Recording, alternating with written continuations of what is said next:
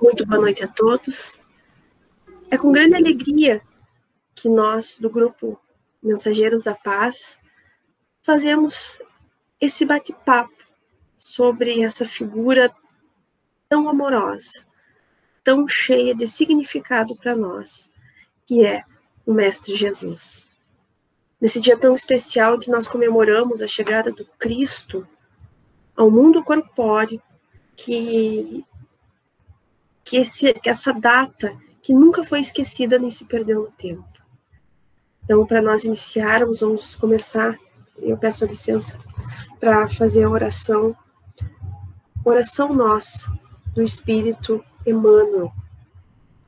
Senhor, ensina-nos a orar sem esquecer o trabalho, a dar sem olhar a quem, a servir sem perguntar até quando, a sofrer sem magoar, seja a quem for,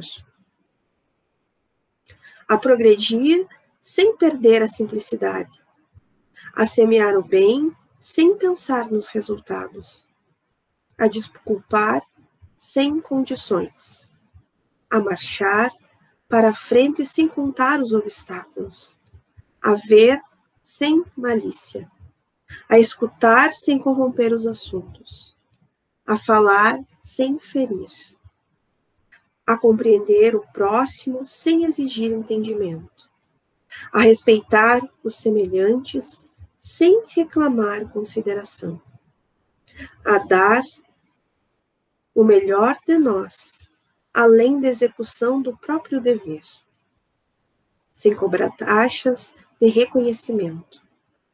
Senhor, fortalece em nós a paciência para com as dificuldades dos outros, assim como precisamos da paciência dos outros para com as nossas dificuldades. Ajuda-nos, sobretudo, a reconhecer que a nossa felicidade mais alta será invariavelmente aquela que cumprir-te os desígnios onde e como queiras, hoje, agora e sempre. Falando sobre Jesus, um jovem, nós precisamos pensar de um modo amplo. E a doutrina dos Espíritos nos explica e nos ensina a ver de um modo amplo. Então, para a gente começar a refletir sobre Jesus, nós precisamos pensar que é um ser que se afasta da governadoria do planeta para se corporificar em uma região pobre, uma região que é basicamente agrícola, nas proximidades da Galileia, onde tudo foi programado por ele. Então, seria uma ingenuidade nossa imaginarmos que essas situações vividas por nós, aqui na Terra, poderiam desequilibrá-lo, porque ele é o mestre, ele é quem dirige, ele é quem decide, ele que orienta a evolução de todos os seres do orbe. Então, é de suma importância que nós precisamos aumentar o nosso campo de abstração e não enxergarmos mais Jesus como aquele ser que se iguala a nós nos sentimentos, nas situações, enfim, em tudo aquilo que nos remete a algo imediatista, ou que tem algum tipo de ansiedade, algum tipo de algo que se pareça realmente conosco. E para nos ajudar nessa fala sobre Jesus, nesse dia tão especial que é o dia 25, esse dia que simboliza o nascimento do Cristo no orbe, nós temos a companhia do Lucas. Tudo bom, Lucas? Tudo bem, sim. Muito feliz por falar sobre uma figura tão importante, né? Não só para o cristianismo, assim, para toda a humanidade, porque, enfim, este homem, ele apenas dividiu a história da humanidade entre antes dele e depois dele. O quão este ser é grandioso e quão ele se colocou à nossa disposição, encarnando na Terra e passando por muitas dificuldades que para a gente é algo anormal, é algo muito difícil, e para ele, tenho certeza que foi encarado com muita leveza, com muito amor, principalmente a nós. Com certeza, eu acho que a palavra que, se nós formos botar uma palavra para simbolizar Jesus, essa palavra é amor. Porque todos os atos da vida dele foram amor. Amor em todos os aspectos. Porque se nós pensarmos na lei divina, na obra de Deus, que ele sempre falava, eu estou aqui para fazer a obra do meu Pai, para fazer a obra de Deus. Essa obra é com que nós consigamos ser também todo amor. E nos ensinar isso, ele se diminuiu, né? Quando a gente escuta, a gente lê nas obras subsidiárias ou nos contos de Humberto de Campos, ou então Emmanuel, que faz as os maravilhosos comentários que ele faz dos versículos de Jesus, quando ele diz que Jesus apareceu para os reis magos e eles enxergaram o quê? Uma luz, uma estrela que simbolizava, né, a vinda, e essa luz se apaga na manjedoura, se apaga para que ele consiga não nos ofuscar com o seu brilho, mas com que a gente consiga aprender com aquilo que ele tem para nos explicar. E hoje, através dessa doutrina maravilhosa que é o Espiritismo, que nós conseguimos enxergar essa figura de Jesus com toda essa grandeza. Com a grandeza de um mestre, de um irmão, de alguém que veio antes e alguém que nos guia, né? Vamos falar um pouquinho agora sobre como é que o Espiritismo enxerga essa figura de Jesus. A gente encontra um subsídio muito interessante lá no Livro dos Espíritos, na questão 625, né? Onde então Kardec ele vai questionar a espiritualidade superior acerca do tipo mais perfeito então que Deus nos oferece ou nos ofereceu aos homens para nos servir tanto de guia e modelo. E a espiritualidade então vai responder de forma curta e clara que é Jesus. Mas então a gente se questiona, né? Como assim guia e modelo, né? Como guia, quando a gente vai viajar para algum ponto turístico ou algo semelhante, a gente contrata algum guia. E esse guia, ele vai junto na viagem com nós.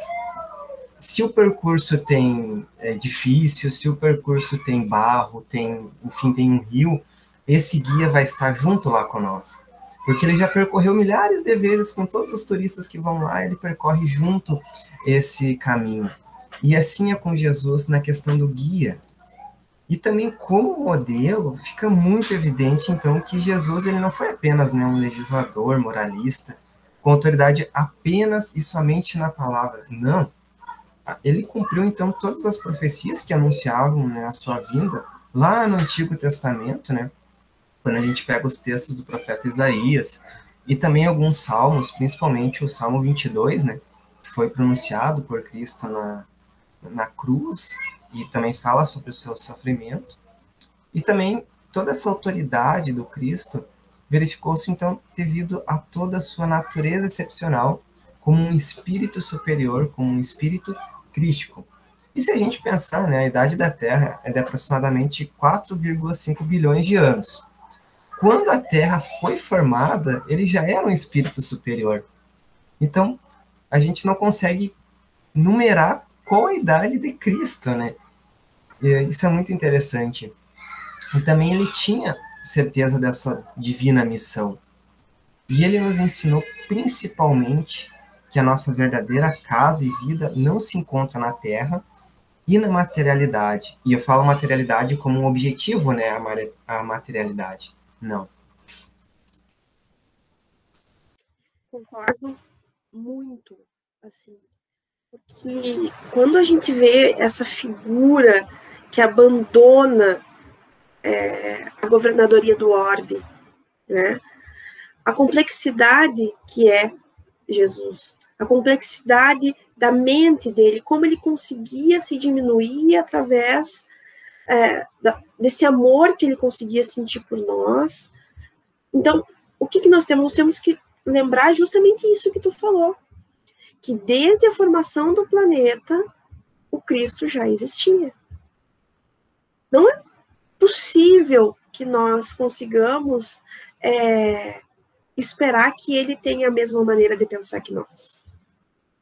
Que ele veja as coisas como nós, que ele sinta ciúme, que ele sinta inveja. Não há como isso acontecer. E é justamente esses fatos, essa grandeza, essa superioridade que faz dele o nosso guia e modelo.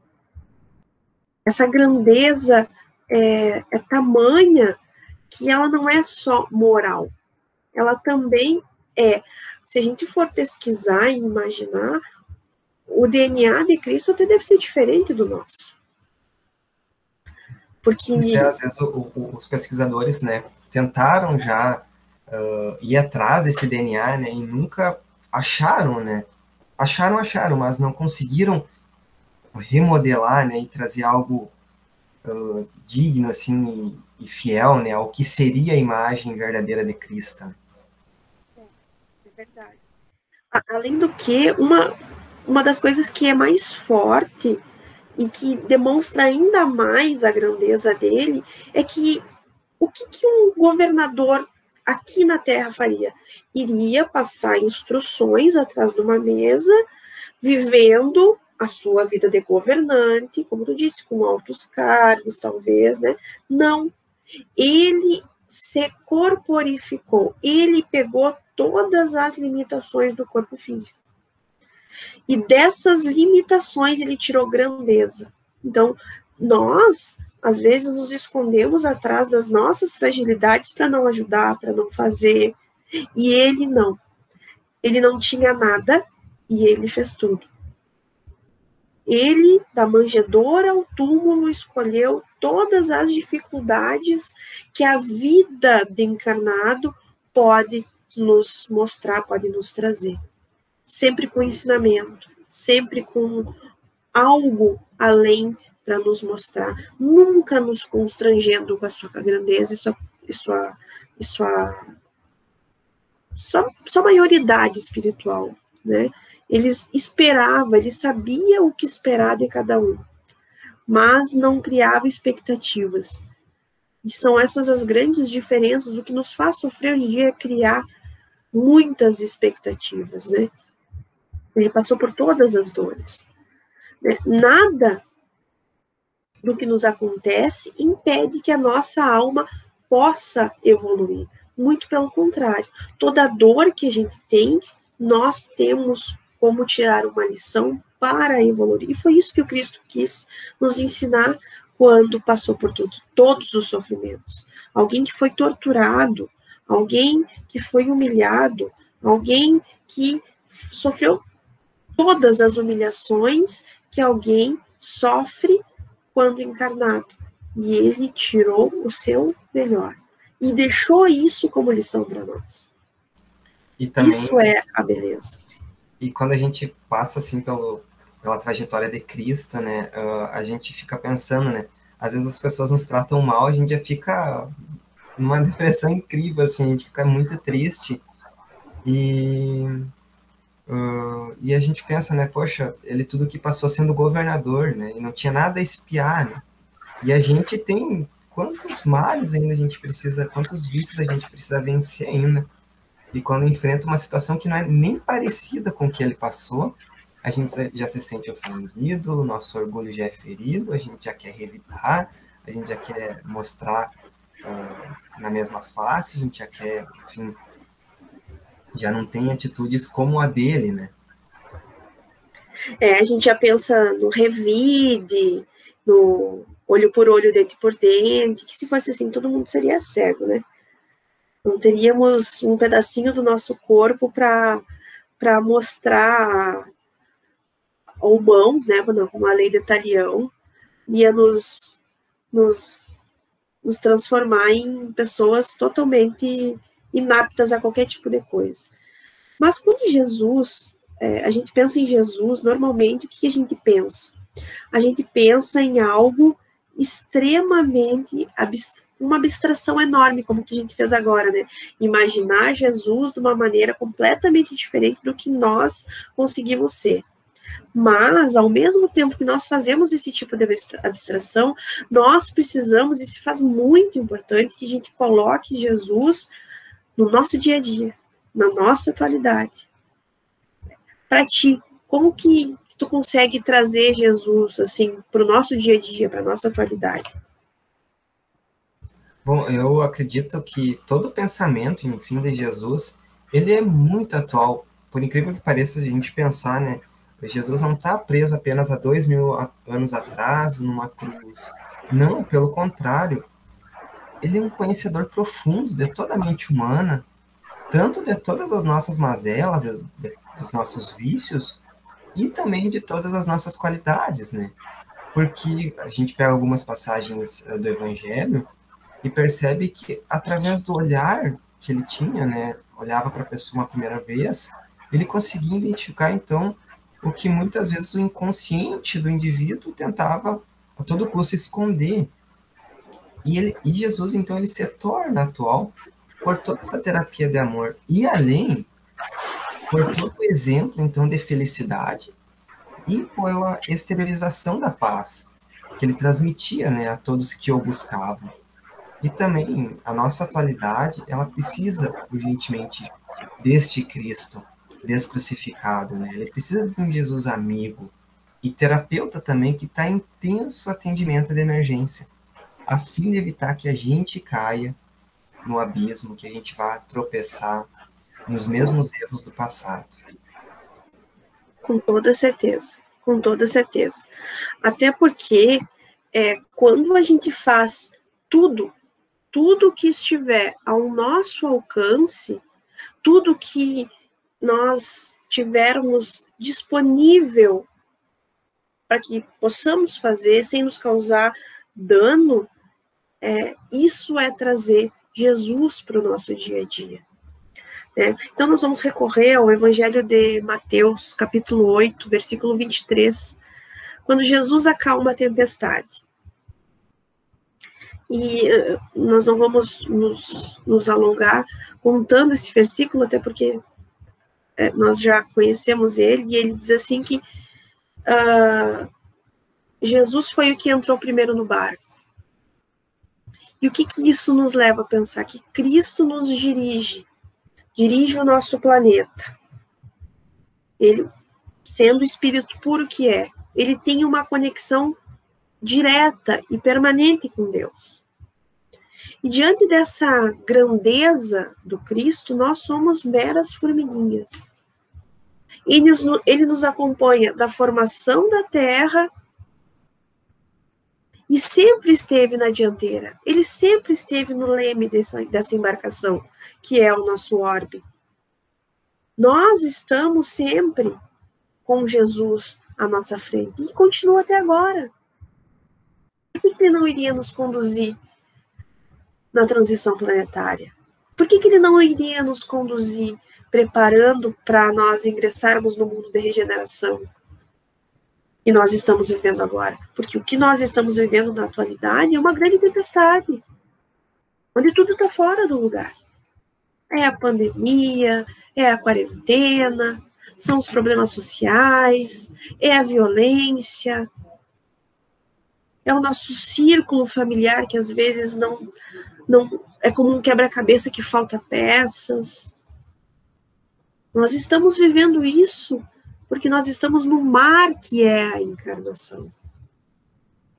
E com tantas coisas que estão nos desesperando, nós nos esquecemos que o nosso guia, o nosso modelo, deixou toda a linhagem do que nós devemos fazer quando ele esteve encarnado. Quando ele se colocava em prece todos os dias, quando ele ia, antes dele começar a trabalhar com Simão Pedro nas embarcações para pescar, ele subia no monte, ele fazia sua meditação, ele se colocava à disposição de Deus, ele pedia auxílio do Pai nas suas atividades diárias. Jesus. Ele que tem uma conexão direta com o Pai. Então, não há maneira mais fácil de colocar Jesus na atualidade do que colocar ele do bom dia ao boa noite que a gente dá. Estando presente em todas as atividades. Estado de presença é de extrema importância para que as nossas atividades sejam plenas. Aquilo que eu penso, aquilo que eu sinto, aquilo que eu sou e aquilo que eu faço. Não no extraordinário, mas naquilo que nós podemos, aquilo que nós conseguimos fazer, aonde nós conseguimos alcançar. Porque Jesus não exige além daquilo que nós podemos dar, mas Ele quer que nós nos esforcemos. E um dos recursos também para aproximar Jesus, né, entrar em conexão com todos os trabalhadores, né, da seara do Mestre, de Deus, é através do Evangelho no lar. E nesses momentos de tempestade, quando a gente abre ali o Evangelho segundo o Espiritismo, se reúne com a nossa família, a gente está sendo amparado pela espiritualidade amiga, que ela já sabe tudo o que a gente precisa. E automaticamente estão transmitindo também esses bons fluidos de Jesus para a gente continuar além dessa tempestade, que está sendo difícil, está sendo muito difícil. Mas a gente sabe que a gente está na companhia dele e que a gente precisa manter também esse intercâmbio constante, né, com Deus e com Jesus e com toda a espiritualidade, através da prece, das nossas leituras edificantes, né, vigiando os nossos pensamentos também, constantemente, a gente começa a traçar essa conexão e andar no caminho, no roteiro tranquilo, na viagem, na transição que a gente está passando. Sem dúvida nenhuma. E uma coisa que a gente acaba sempre se perguntando, isso sempre, é sobre essa coisa do povo hebreu, né? E sempre nos vem à mente, porque é o povo escolhido, o povo que viveu essa história, né? Que esteve com Jesus ali. E sempre vem essa pergunta, será que nós somos hoje o hebreu de ontem?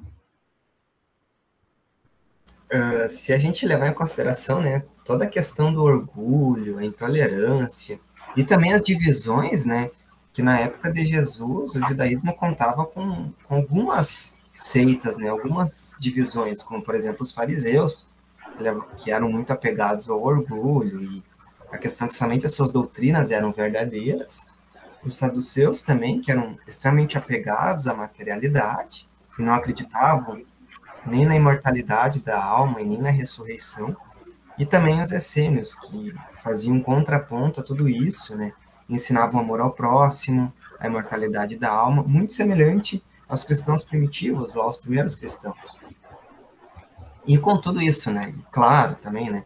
Com as várias ressalvas e uma possível adequação, tanto do momento, né? Dos pensamentos, com a nossa atualidade, eu acho que a gente sim pode representar, né, os hebreus do passado.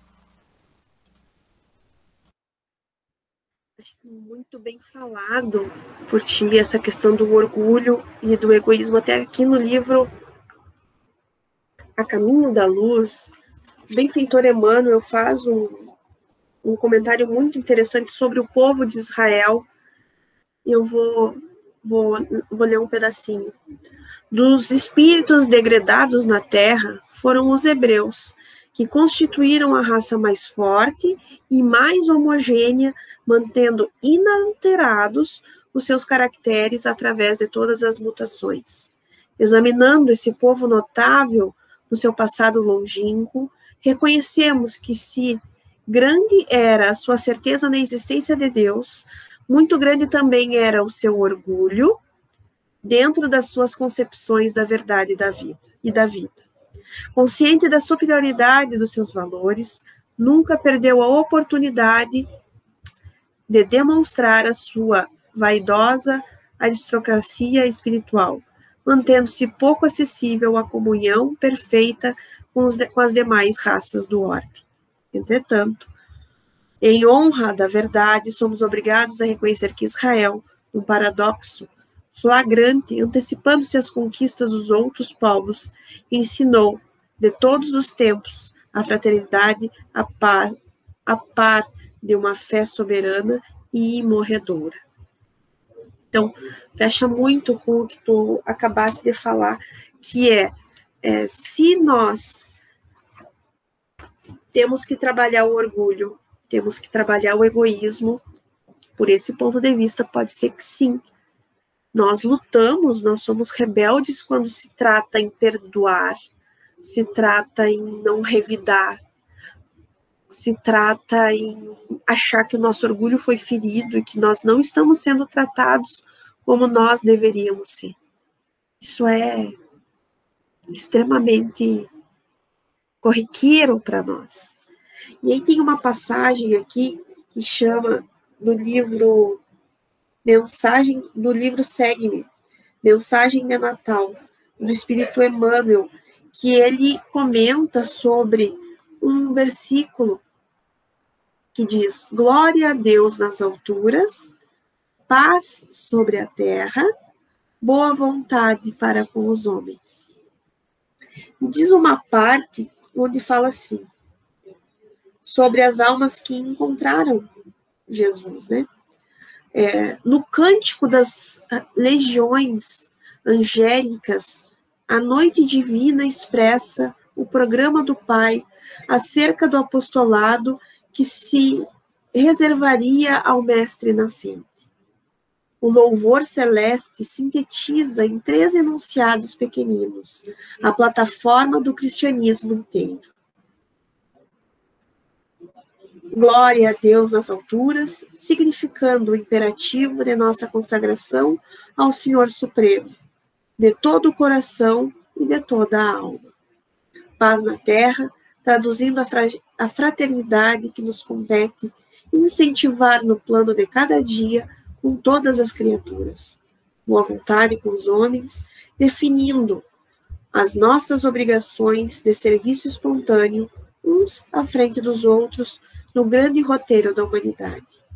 O Natal exprime renovação da alma e do mundo nas bases do amor, da solidariedade e do trabalho. Agora, porém, é um coração armado de amor, aberto à compreensão de todas as dores e encontro de almas. Não amaldiçoa, não condena, não fere, fortalece as boas obras, ensina e passa, auxilia e segue adiante. Consola os aflitos sem esquecer de consagrar o júbilo espontalício de Caná. É assim que a gente consegue. E agora chega dezembro, né? A gente sempre lembra, né, dessas datas, Natal, final do ano. Alguns ficam um tanto tristes, né, com a questão de final do ano e tudo mais. E mais do que nunca, né, esse ano foi muito complicado, né, muito turbulento. E eu acho que a gente trazer e fazer Cristo simbologicamente renascer em nós, né, através de todas as características, eu acho muito importante também, nesse Natal, mais específico, 25 de dezembro de 2020, a gente fazer com que Cristo nasça nos nossos corações, para a gente poder compreender toda a vida espiritual e poder vencer todas as nossas dificuldades, vícios, o orgulho, o preconceito que ainda está tão arraigado em nós. Principalmente o egoísmo, né? Que com a situação da pandemia, fica bem evidente, né, a questão do egoísmo.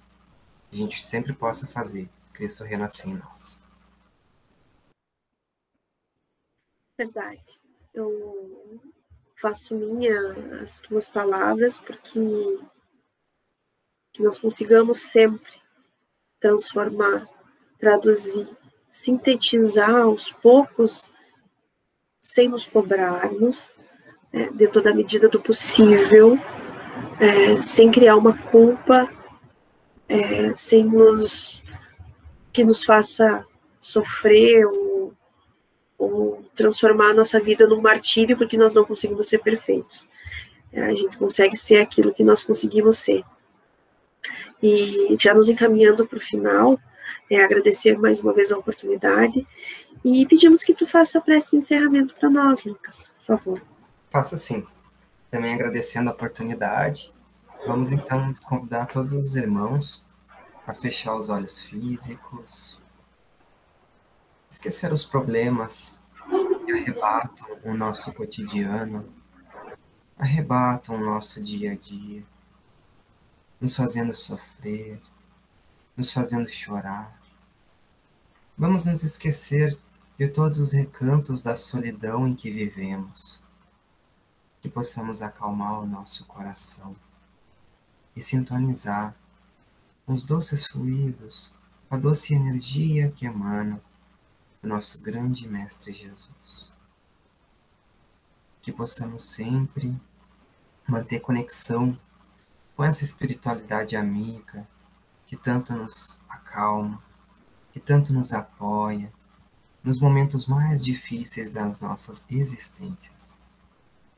Que possamos, na medida do possível, sem culpa, sem ódio, sem qualquer tipo de ansiedade, melhorar a nossa caminhada com paciência, perseverança.